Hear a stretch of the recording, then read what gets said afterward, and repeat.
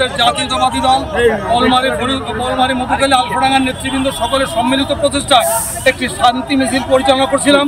এই শান্তি মিছিল পরিচালনার ভিতরে হঠাৎ কিছু দুষ্কৃতরা ঢুকে আমাদের শান্তি মিছিলকে, নাসির গ্রুপের কিছু দুষ্কৃতকারী আমাদের শান্তি মিছিলকে ব্যাহত করে এবং আমাদের গাড়ি ভাঙচুর করে, আমাদের অনেক লোকজনকে রক্তাক্ত করে আহত করে। আমরা এর ক্ষোভ এবং নিন্দা জানাচ্ছি। আমরা আমাদের ড্রাইভার খুব আহত। আমরা জাতীয়তাবাদী দলের কাছে এবং দেশের শান্তি রক্ষা যারা করছে বর্তমান তাদের সকলের কাছে আমরা সুবিচার চাচ্ছি। দুর্দান্ত সব উপাদানে তৈরি ঝাঁঝালো স্বাদের প্রাণ ঝালমুড়ি, এই ঝাঁঝ সেই ঝাঁঝ। বলমারিতে সঞ্জয় সাহেব অফিস ঘরে হামলা করা হয়েছে। সঞ্জয় শাহ আমাদের খুবই একজন ডায়াবেটিক লিডার, সে খুবই সাহসী নেতা, কয়েকবার জেল কাটছে।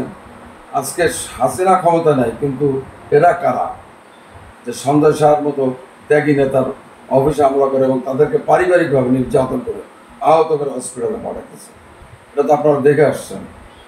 এটা তো আওয়ামী লীগের চাইতে ভয়ঙ্কর।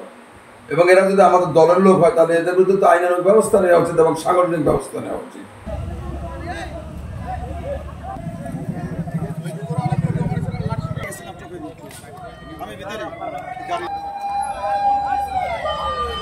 আমরা